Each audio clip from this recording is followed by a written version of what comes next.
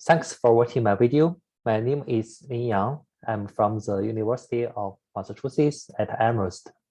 I'm a postdoc there, working with Professor Don Tosley and Mohammed Hajj-Ismaili. My research interests cover several fundamental areas in computer science, including online learning and online optimization. In this talk, I will introduce a piece of work of mine on online optimization for the knapsack problems. Now let me start my presentation. The title of my today's presentation is Competitive Algorithms for Online Multidimensional Knapsack Problems. This is a joint work, and the collaborators include Ali, Mohammed, Ramesh, and Don. All of the authors are from the University of Massachusetts at Amherst. First, let me introduce the problem that we have studied. As we know, the online approach is to process information piece by piece and make decisions only based on current information. In other words, no model is needed by the online approach to predict the uncertainty of uncertain information in the future. The online knapsack problem is one of the most classic problems in the areas of online optimization, and it is usually used to model the resource management problems in computer science. Now let me first introduce the offline version of the knapsack problem. Specifically, we have a set of items with different values and weights. What we want to do is to select a subset of items and put them into the knapsack with cumulative weights respecting the capacity of the knapsack. The goal of the selecting algorithm is to maximize the cumulative values of the selected items. Based on the offline version, we can easily get the online version of the knapsack problem. In the online version, we assume the items arrive sequentially, and when the S item arrives, the system can only see the information of past items. When an item arrives, the system has to make an immediate decision on whether to accept the incoming item. Due to the lack of information, the online algorithm can hardly achieve the optimal performance. So we usually use the performance gap compared to the optimal solution as the performance metric. For example, we can define the computer ratio, which is defined as the maximum ratio of the cumulative rewards by the optimal offline algorithm to that by the online algorithm that we investigate. The above problem is the basic version of the online knapsack problem, and it has been well researched in the past decades. In this work, we generalize the above online knapsack problem by considering multiple attributes for the item, such as volume, weight, and so on. In the general case, the admitted items should also respect the capacity of the knapsacks for both volume and weight. And this is a so-called multidimensional knapsack problem. And this problem can be applied to many different applications. For example, in cloud computing, a cloud server may contain multiple types of resources, such as CPU, memory, and bandwidth. Accordingly, serving a request will consume a set of resources with different weights. For example, the request of video watching will consume more bandwidth than other resources. The total amount of the resource maintained by the cloud service provider is limited, and the goal of the cloud service provider is to maximize her total profit earned from the admitted requests. However, in real-world systems, requests come arbitrarily, and the algorithm has to make decisions without knowing future arriving requests. So in other words, we have to design the online algorithm for this application. And this problem can be well captured by our online multidimensional knapsack problem. Okay, in the following, I will introduce the results that we have obtained for the online multidimensional knapsack problem. In order to introduce our result, I will first provide a formal formulation for the offline version of the multidimensional knapsack problem. Specifically, Vi is used to denote the atom value for the S atom. Wig is the weight of the S atom in the G's dimension. Capital CG is used to denote the capacity in the G's dimension of the knapsack. Xi is a decision variable. Si can be either 0 or 1. 1 means that the atom will be admitted by the knapsack, and 0 is not. By using those variables, we can define the objective of the problem, which is the cumulative values of the admitted atoms. In the constraints of the problem, the cumulative weights of the admitted atoms should respect the capacities in all dimensions. In addition to those basic variables, we further define the unit value of the atoms, which is equal to the atom value over the aggregate weights across all dimensions. Specifically, we assume that the unit value is from a given region from A to B.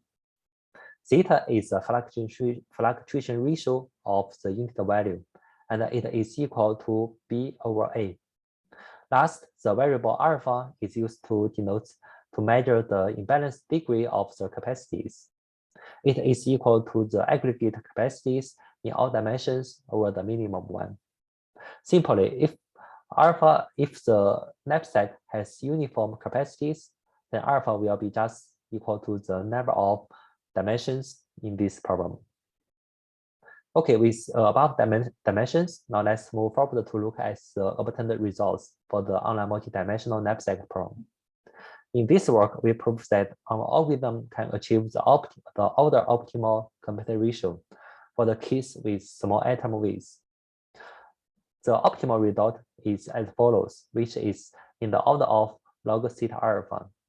Remember that alpha is the ratio of the aggregate capacity and over the smallest one, and theta is the fluctuation ratio of the unit values. Generally, alpha reflects the imbalance degree of the capacities, and if there are some bottleneck capacity, then the value of alpha will be very large, as well as the complete ratio. In other words, it will be more difficult for the online algorithm to approach the performance of the optimal offline algorithm. So this is our result, and as we know, this is the first optimal result for the online multidimensional knapsack problem. Okay, in the following, I will continue to introduce how to design the optimal online algorithm.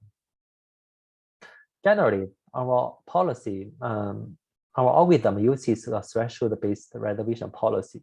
That is, the atom will be admitted if and only if the atom value is above the given threshold.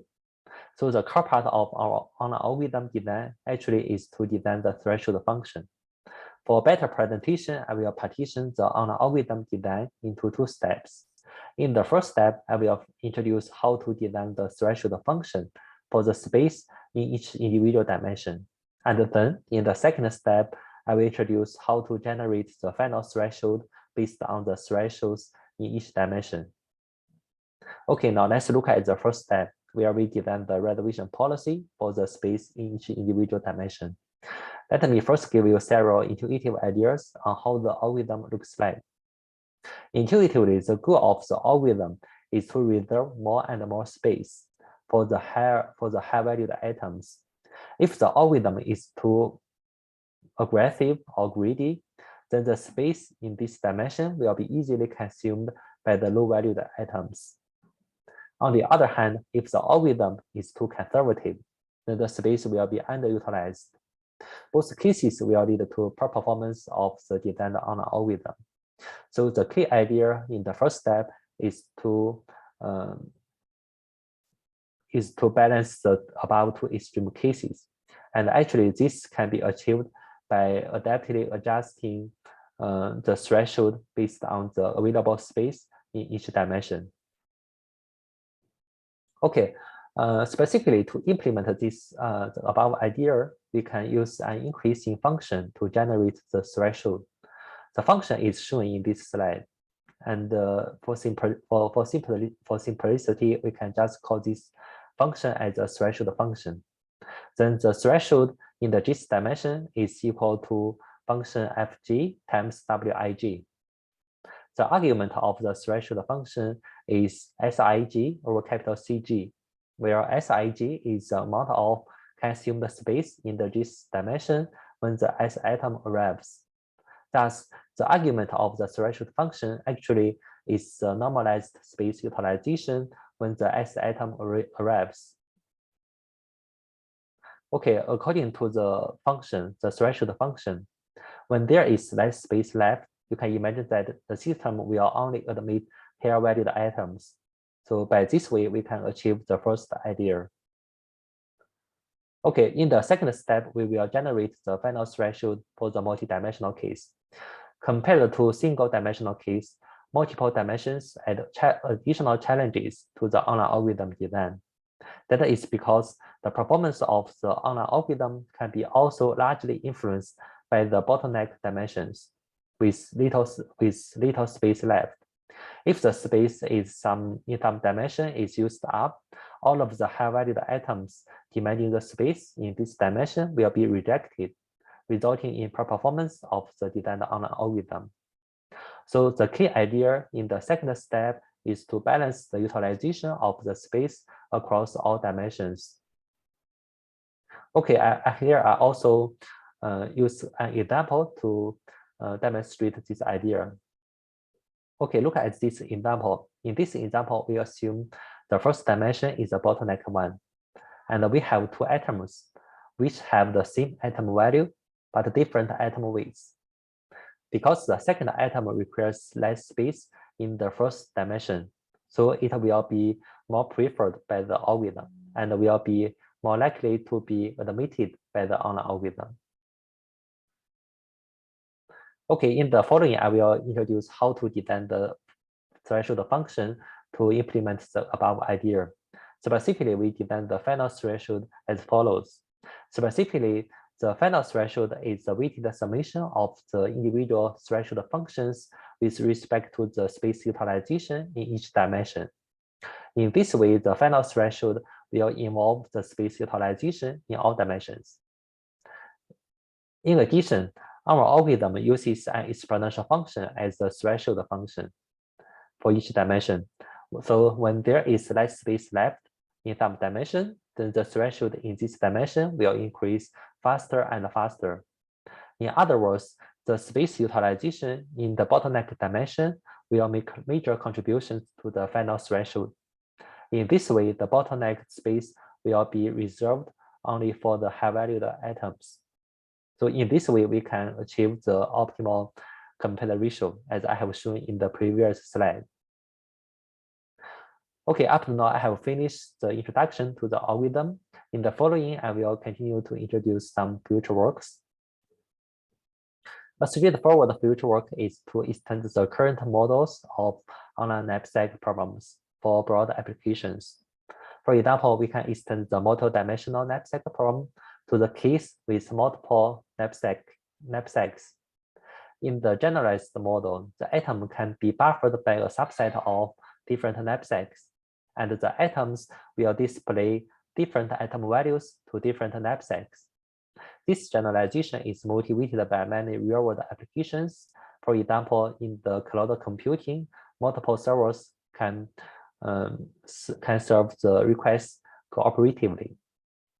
For this new setting, we should decide which knapsack is used to admit the atom. This adds new space for the online algorithm design and also brings more challenges.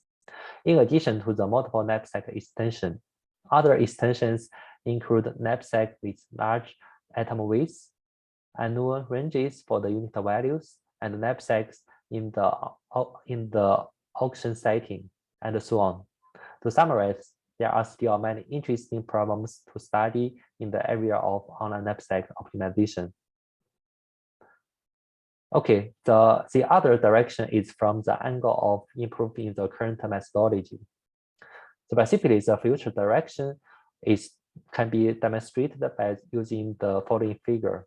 Specifically, the goal of the future algorithm design is to make the online algorithm work well both theoretically and empirically.